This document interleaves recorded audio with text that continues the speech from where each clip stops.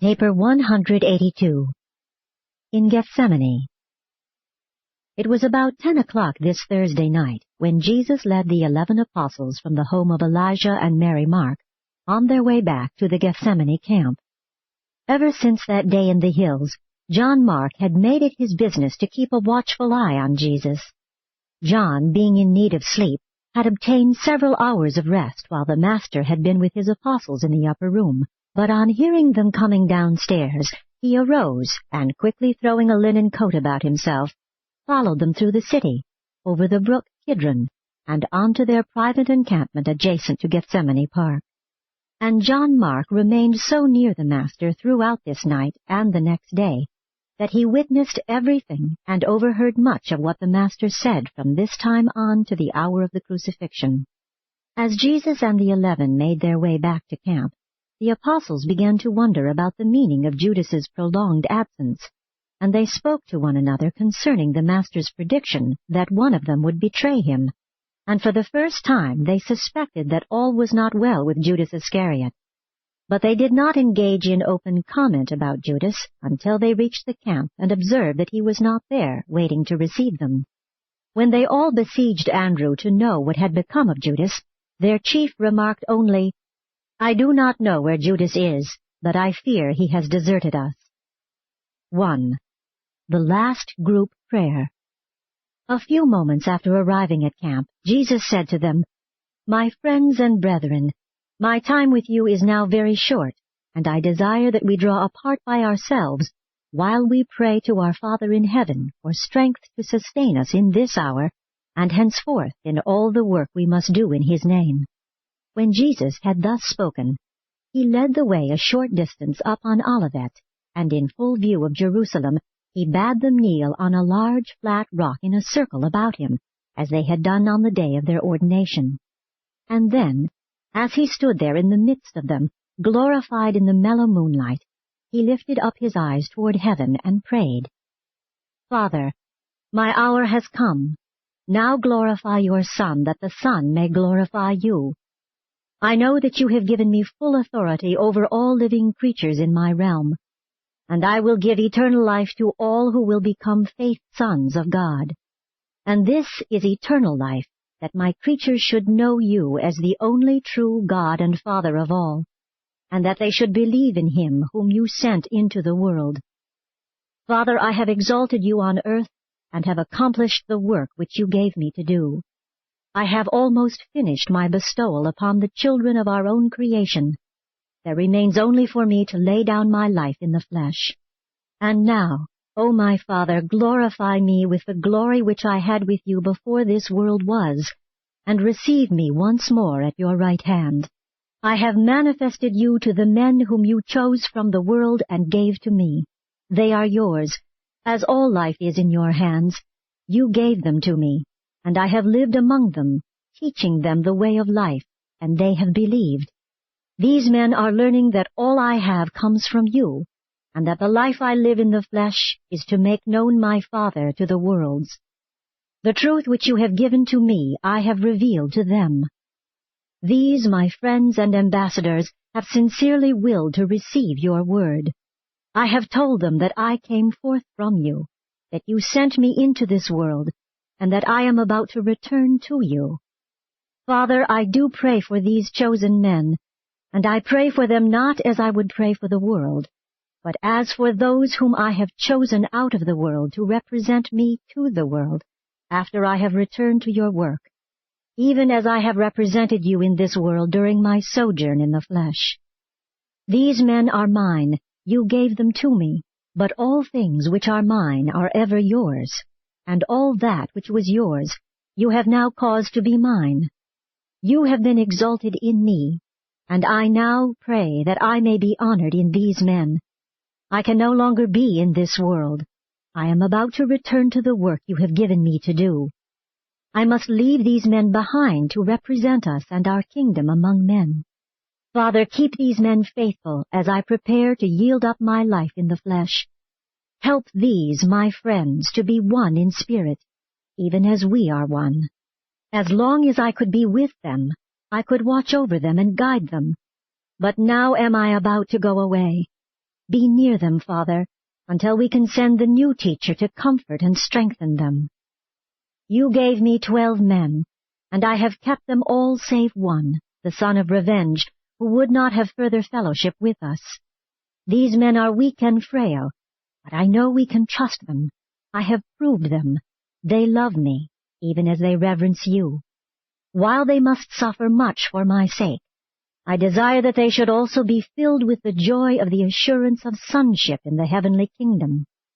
I have given these men your word and have taught them the truth. The world may hate them, even as it has hated me, but I do not ask that you take them out of the world, only that you keep them from the evil in the world. Sanctify them in the truth. Your word is truth.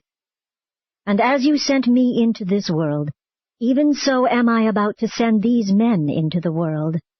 For their sakes I have lived among men and have consecrated my life to your service, that I might inspire them to be purified through the truth I have taught them and the love I have revealed to them. I well know, my Father, that there is no need for me to ask you to watch over these brethren after I have gone. I know you love them even as I, but I do this that they may the better realize the Father loves mortal men even as does the Son. And now, my Father, I would pray not only for these 11 men, but also for all others who now believe, or who may hereafter believe the gospel of the kingdom through the word of their future ministry. I want them all to be one, even as you and I are one. You are in me, and I am in you, and I desire that these believers likewise be in us, that both of our spirits indwell them. If my children are one as we are one, and if they love one another as I have loved them, all men will then believe that I came forth from you, and be willing to receive the revelation of truth and glory which I have made. The glory which you gave me I have revealed to these believers. As you have lived with me in spirit, so have I lived with them in the flesh. As you have been one with me, so have I been one with them, and so will the new teacher ever be one with them and in them. And all this have I done that my brethren in the flesh may know that the Father loves them, even as does the Son, and that you love them even as you love me.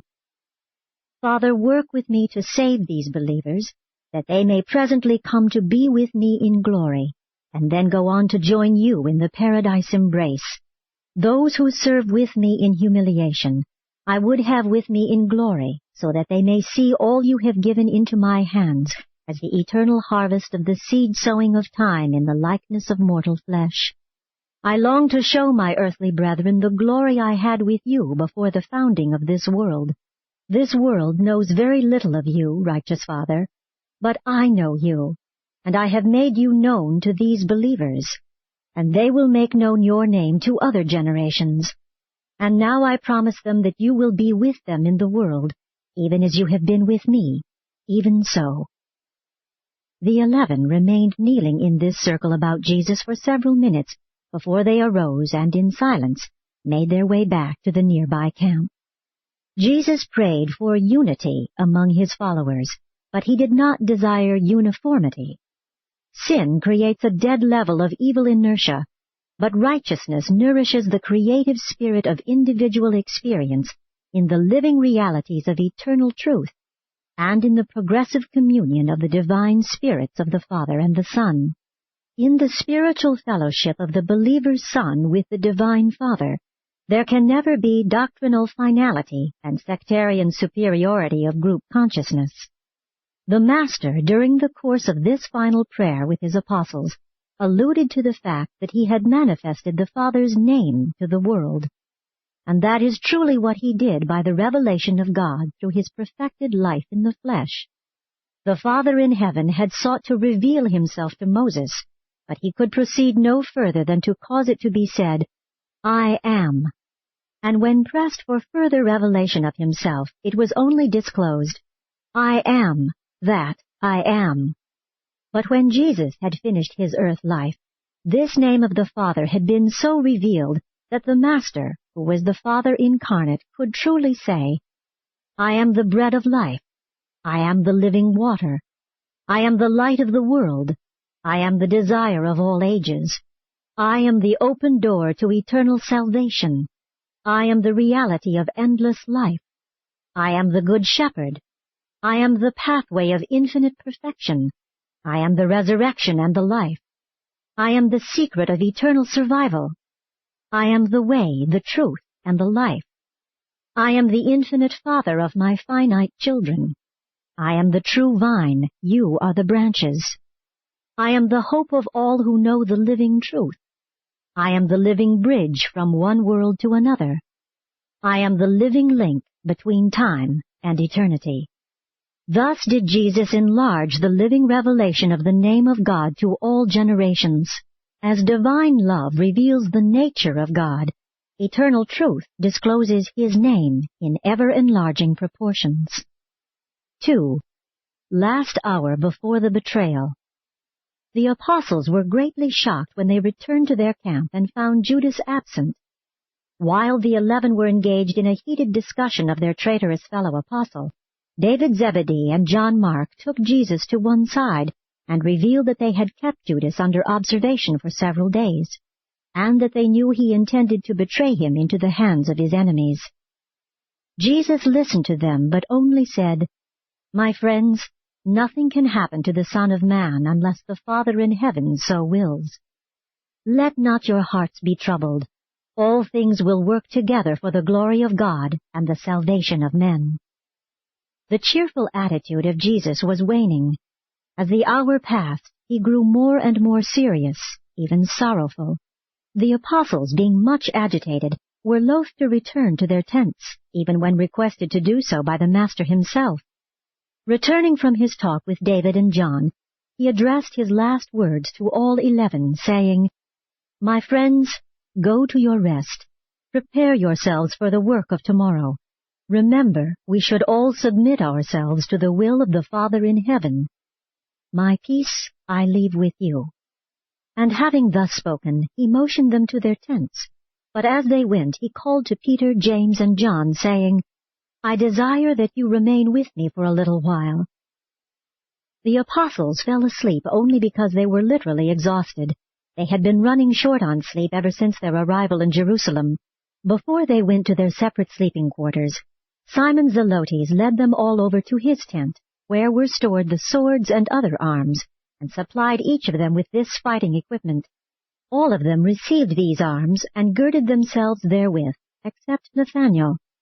Nathanael, in refusing to arm himself, said, "My brethren, the Master has repeatedly told us that his kingdom is not of this world, and that his disciples should not fight with the sword to bring about its establishment.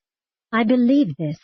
I do not think the Master needs to have us employ the sword in his defense. We have all seen his mighty power, and know that he could defend himself against his enemies if he so desired. If he will not resist his enemies, it must be that such a course represents his attempt to fulfill his Father's will. I will pray, but I will not wield the sword." When Andrew heard Nathanael's speech, he handed his sword back to Simon Zelotes, and so 9 of them were armed as they separated for the night. Resentment of Judas's being a traitor for the moment eclipsed everything else in the apostles' minds. The Master's comment in reference to Judas, spoken in the course of the last prayer, opened their eyes to the fact that he had forsaken them. After the 8 apostles had finally gone to their tents, and while Peter, James, and John were standing by to receive the Master's orders, Jesus called to David Zebedee, "Send to me your most fleet and trustworthy messenger." When David brought to the Master one Jacob, once a runner on the overnight messenger service between Jerusalem and Bethsaida, Jesus, addressing him, said, "In all haste, go to Abner at Philadelphia and say, 'The Master sends greetings of peace to you, and says that the hour has come when he will be delivered into the hands of his enemies, who will put him to death, but that he will rise from the dead and appear to you shortly, before he goes to the Father, and that he will then give you guidance to the time when the new teacher shall come to live in your hearts.'" And when Jacob had rehearsed this message to the Master's satisfaction, Jesus sent him on his way, saying, "Fear not what any man may do to you, Jacob, for this night an unseen messenger will run by your side." Then Jesus turned to the chief of the visiting Greeks who were encamped with them and said, "My brother, be not disturbed by what is about to take place, since I have already forewarned you. The Son of Man will be put to death at the instigation of his enemies, the chief priests and the rulers of the Jews. But I will rise to be with you a short time, before I go to the Father. And when you have seen all this come to pass, glorify God and strengthen your brethren." In ordinary circumstances, the apostles would have bidden the Master a personal good night. But this evening they were so preoccupied with the sudden realization of Judas's desertion, and so overcome by the unusual nature of the Master's farewell prayer, that they listened to his goodbye salutation and went away in silence. Jesus did say this to Andrew as he left his side that night, "Andrew, do what you can to keep your brethren together until I come again to you after I have drunk this cup. Strengthen your brethren, seeing that I have already told you all. Peace be with you." None of the apostles expected anything out of the ordinary to happen that night, since it was already so late. They sought sleep, that they might rise up early in the morning and be prepared for the worst. They thought that the chief priests would seek to apprehend their Master early in the morning, as no secular work was ever done after noon on the preparation day for the Passover. Only David Zebedee and John Mark understood that the enemies of Jesus were coming with Judas that very night. David had arranged to stand guard that night on the upper trail which led to the Bethany-Jerusalem road, while John Mark was to watch along the road coming up by the Kidron to Gethsemane. Before David went to his self-imposed task of outpost duty, he bade farewell to Jesus, saying, "Master, I have had great joy in my service with you. My brothers are your apostles, but I have delighted to do the lesser things as they should be done, and I shall miss you with all my heart when you are gone." And then said Jesus to David, "David, my son, others have done that which they were directed to do, but this service have you done of your own heart, and I have not been unmindful of your devotion. You too shall some day serve with me in the eternal kingdom." And then, as he prepared to go on watch by the upper trail, David said to Jesus, "You know, Master, I sent for your family, and I have word by a messenger that they are tonight in Jericho. They will be here early tomorrow forenoon, since it would be dangerous for them to come up the bloody way by night." And Jesus, looking down upon David, only said, "Let it be so, David." When David had gone up Olivet, John Mark took up his vigil near the road which ran by the brook down to Jerusalem. And John would have remained at this post, but for his great desire to be near Jesus and to know what was going on. Shortly after David left him, and when John Mark observed Jesus withdraw with Peter, James, and John into a nearby ravine, he was so overcome with combined devotion and curiosity that he forsook his sentinel post and followed after them, hiding himself in the bushes, from which place he saw and overheard all that transpired during those last moments in the garden, and just before Judas and the armed guards appeared to arrest Jesus. While all this was in progress at the Master's camp, Judas Iscariot was in conference with the captain of the temple guards, who had assembled his men, preparatory to setting out, under the leadership of the betrayer, to arrest Jesus. 3. Alone in Gethsemane. After all was still and quiet about the camp, Jesus, taking Peter, James, and John, went a short way up a nearby ravine, where he had often before gone to pray and commune. The 3 apostles could not help recognizing that he was grievously oppressed. Never before had they observed their Master to be so heavy-laden and sorrowful. When they arrived at the place of his devotions, he bade the 3 sit down and watch with him, while he went off about a stone's throw to pray. And when he had fallen down on his face, he prayed, "My Father, I came into this world to do your will, and so have I. I know that the hour has come to lay down this life in the flesh, and I do not shrink therefrom. But I would know that it is your will that I drink this cup. Send me the assurance that I will please you in my death, even as I have in my life." The Master remained in a prayerful attitude for a few moments, and then, Going over to the 3 apostles, he found them sound asleep, for their eyes were heavy and they could not remain awake. As Jesus awoke them, he said, "What, can you not watch with me even for 1 hour? Cannot you see that my soul is exceedingly sorrowful, even to death, and that I crave your companionship?" After the 3 had aroused from their slumber, the Master again went apart by himself and, falling down on the ground, again prayed, "Father, I know it is possible to avoid this cup. All things are possible with you. But I have come to do your will. And while this is a bitter cup, I would drink it, if it is your will." And when he had thus prayed, a mighty angel came down by his side, and speaking to him, touched him and strengthened him. When Jesus returned to speak with the 3 apostles, he again found them fast asleep. He awakened them, saying, "In such an hour I need that you should watch and pray with me. All the more do you need to pray that you enter not into temptation. Wherefore do you fall asleep when I leave you?" And then, for a 3rd time, the Master withdrew and prayed, "Father, you see my sleeping apostles. Have mercy upon them. The spirit is indeed willing, but the flesh is weak. And now, O Father, if this cup may not pass, then would I drink it. Not my will, but yours be done." And when he had finished praying, he lay for a moment prostrate on the ground. When he arose and went back to his apostles, once more he found them asleep. He surveyed them and, with a pitying gesture, tenderly said, "Sleep on now and take your rest. The time of decision is past. The hour is now upon us wherein the Son of Man will be betrayed into the hands of his enemies." As he reached down to shake them that he might awaken them, he said, "Arise, let us be going back to the camp, for behold, he who betrays me is at hand, and the hour has come when my flock shall be scattered. But I have already told you about these things." During the years that Jesus lived among his followers, they did indeed have much proof of his divine nature. But just now are they about to witness new evidences of his humanity. Just before the greatest of all the revelations of his divinity, his resurrection, must now come the greatest proofs of his mortal nature, his humiliation and crucifixion. Each time he prayed in the garden, his humanity laid a firmer faith-hold upon his divinity.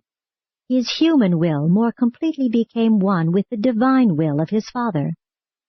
Among other words spoken to him by the mighty angel was the message that the Father desired his Son to finish his earth bestowal by passing through the creature experience of death, just as all mortal creatures must experience material dissolution in passing from the existence of time into the progression of eternity.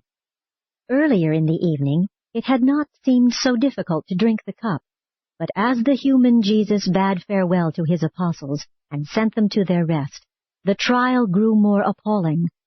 Jesus experienced that natural ebb and flow of feeling which is common to all human experience, and just now he was weary from work, exhausted from the long hours of strenuous labor and painful anxiety concerning the safety of his apostles. While no mortal can presume to understand the thoughts and feelings of the incarnate Son of God at such a time as this, we know that he endured great anguish and suffered untold sorrow, for the perspiration rolled off his face in great drops. He was at last convinced that the Father intended to allow natural events to take their course. He was fully determined to employ none of his sovereign power as the supreme head of the universe to save himself. The assembled hosts of a vast creation are now hovered over this scene under the transient joint command of Gabriel and the personalized adjuster of Jesus. The division commanders of these armies of heaven have repeatedly been warned not to interfere with these transactions on earth, unless Jesus himself should order them to intervene. The experience of parting with the apostles was a great strain on the human heart of Jesus. This sorrow of love bore down on him and made it more difficult to face such a death as he well knew awaited him. He realized how weak and how ignorant his apostles were, and he dreaded to leave them. He well knew that the time of his departure had come, but his human heart longed to find out whether there might not possibly be some legitimate avenue of escape from this terrible plight of suffering and sorrow. And when it had thus sought escape and failed, it was willing to drink the cup. The divine mind of Michael knew he had done his best for the 12 apostles, but the human heart of Jesus wished that more might have been done for them before they should be left alone in the world. Jesus' heart was being crushed. He truly loved his brethren. He was isolated from his family in the flesh. One of his chosen associates was betraying him. His father Joseph's people had rejected him and thereby sealed their doom as a people with a special mission on earth. His soul was tortured by baffled love and rejected mercy. It was just one of those awful human moments when everything seems to bear down with crushing cruelty and terrible agony. Jesus' humanity was not insensible to this situation of private loneliness, public shame, and the appearance of the failure of his cause. All these sentiments bore down on him with indescribable heaviness. In this great sorrow his mind went back to the days of his childhood in Nazareth and to his early work in Galilee. At the time of this great trial there came up in his mind many of those pleasant scenes of his earthly ministry. And it was from these old memories of Nazareth, Capernaum, Mount Hermon, and of the sunrise and sunset on the shimmering Sea of Galilee that he soothed himself as he made his human heart strong and ready to encounter the traitor who should so soon betray him. Before Judas and the soldiers arrived, the Master had fully regained his customary poise. The Spirit had triumphed over the flesh. Faith had asserted itself over all human tendencies to fear or entertain doubt. The supreme test of the full realization of the human nature had been met and acceptably passed. Once more the Son of Man was prepared to face his enemies with equanimity and in the full assurance of his invincibility as a mortal man unreservedly dedicated to the doing of his Father's will.